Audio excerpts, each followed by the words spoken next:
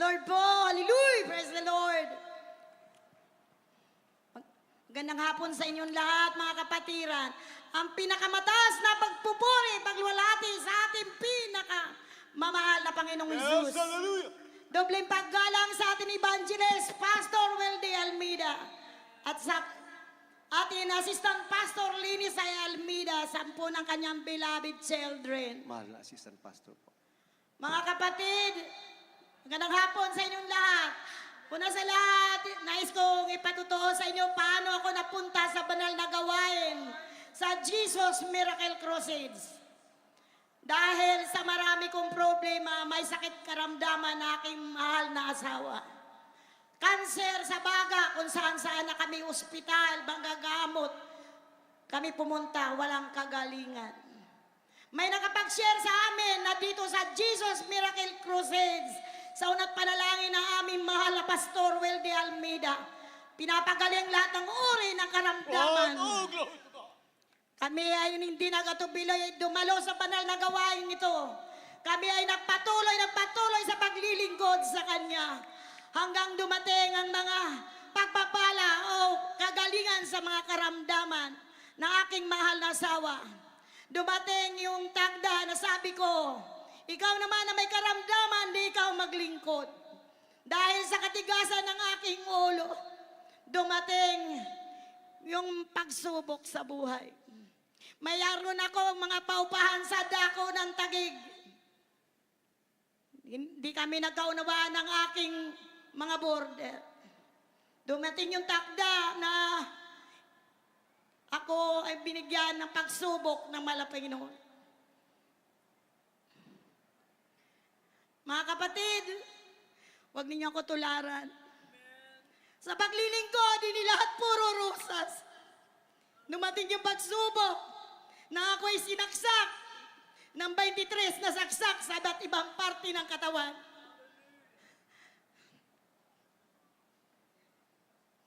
Mga kapatid, hindi ko alam kung anong gagawin dahil sa nangyari sa buhay ko. Pag naalala ko hanggang sa mga oras dito, kung walang panalangin na ating mahal na pastor, bakit nasa ilalim na ako ng lupa? Mga kapatid, sa paglilingkod ko na paglilingkod, ako ay sinaksak ng 23 na tama sa pagparti-parti ng katawan. Dumating, dinala po ako sa ospital. 2 ospital ang pinasok ko. Sa Patiros Hospital, hindi na ako tinanggap dahil patay na raw ako.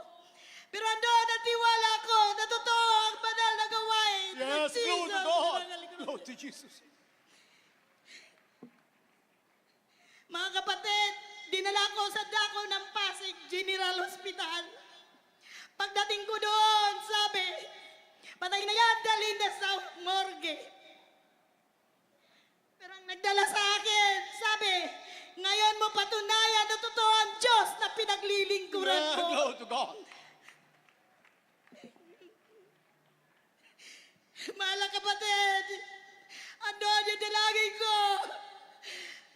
Mahal na Panginoon, totoo ka sa banal na gawain ng Jesus Miracle Crusade sa unang dalangin na aming mahal na pastor. Kapagan mo pa ako dahil marami akong anak. 4 months lang ang aking bunso. Kung ako mamamatay, paano na aking mga anak? Mga kapatid, pagsabi ng doktor na patay na raw ako, dalhin na sa morgue. Ano yung dalangin ko? Natutuwa ang Diyos dito sa unang pagluhod panalangin namin, mahal na pastor. Mighty man. Mabubuhay ako! Mabubuhay ako! Sabi ko gano'n, panalangin ko. Mamaya-maya, alam ko, pinagkakaguluhan ng aking lupang katawan. Tapos nakikita ko po ang aking sarili na pinagkakaguluhan ng doktor dahil sabi, patay na raw ako. Ang nasabi ng aking mga mahal sa buhay. Manalangin ka, di ba totoo ang Diyos nyo? Totoo ang Diyos nyo, di ba? Nalangin ako, para ang layo na talaga. Ang layo na, di ko na alam, malalim na yung pandinig ko. Talagang kinukuhan ako ng mahal na Panginoon. Naglalakbay ng kaluluwa ko, nakikita ko yung sarili ko. Pero totoo ang mahal na Panginoon. Amen. Hallelujah. Nagbubuhay ng patay. Ako ay binuhay niya. Nagulat kayo ng mga doktor. Ngayon, pagkabuhay ko naman, wala naman akong dugo. Paano na to? Buhay nga ako, pero wala naman akong dugo. Lumapit ang yung doktor sa akin. Sabi niya, Nanay, 6 na bag na dugo ang kailangan mo dahil wala ka ng dugo. Nanalangin ako, sa unang pagluhod panalangin ng aming mahal na pastor. Iyo akong kaabagan, mahal na Panginoon. Dagdagan mo dugo ko, kailangan daw 6 na bag na dugo.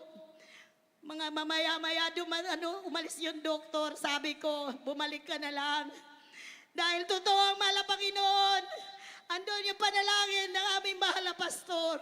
Nabubuhayin niya ako, dadagdagan niya ako ng dugo. Totoo, mahal kapatid, pagbalik ng doktor, pinipi ako. Normal na ang dugo ko, bidong hindi, Glory to maglilingkod. God. Hallelujah. Sa mahal na Panginoon. Thank you so much, Lord Jesus. Totoo, mahal na Panginoon. Hanggang sa mga oras na ito, kinikilabutan ako. Pag sinasabi, mahal na Panginoon, iyo ko kinahabagan hanggang sa mga oras na ito. Mahal na Panginoon, totoo ka. Hanggang sa akin patuloy paglilingkod. Hindi na ako nagpatumpik-tumpik. Patuloy ako dumadalo. Patuloy ako nagpupuri. God, hallelujah. Nagbibigay sa mahal na Panginoon.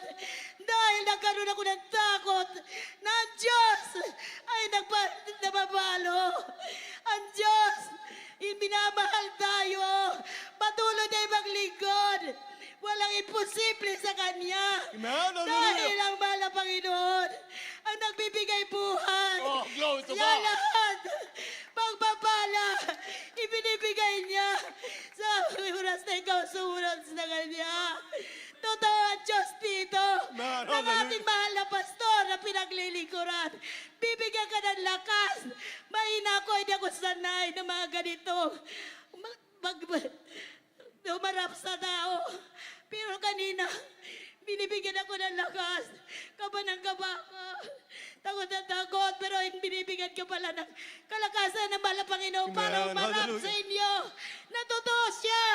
Totoo siya bubuhay ng patay. Ito ako, buhay na patotoo. Naglilingkod sa Kanya. God, hallelujah. Hanggang aking mga mahal sa buhay. Patuloy sila pinakahawakan ng mahal na Panginoon. Kayo mga kapatid, patuloy kayo magpupuri. Manalangin sa mahal na Panginoon. Totoo ang mahal na Panginoon. Ito ang buhay na patotoo na naglilingkod sa Kanya na walang pagatubili. Sa unang pagluhod ng panalangin ng aming mahal na pastor, mga karamdaman, mga problema nilulutas niya. Mga kapatid, kung sa mga pagpapala, hindi man kami pinagyaman, pero patuloy kami. Kinakalingan ng Diyos, hindi pinababayaan. Maraming salamat hanggang dito na lang ang pagpupuri, paglumalhati sa ating pinakamamahal na Panginoon. Purihin ang ating pinakamahal na Panginoon. God bless po mga kapatid. Isa pong buhay na palakpak, mga namahal sa ating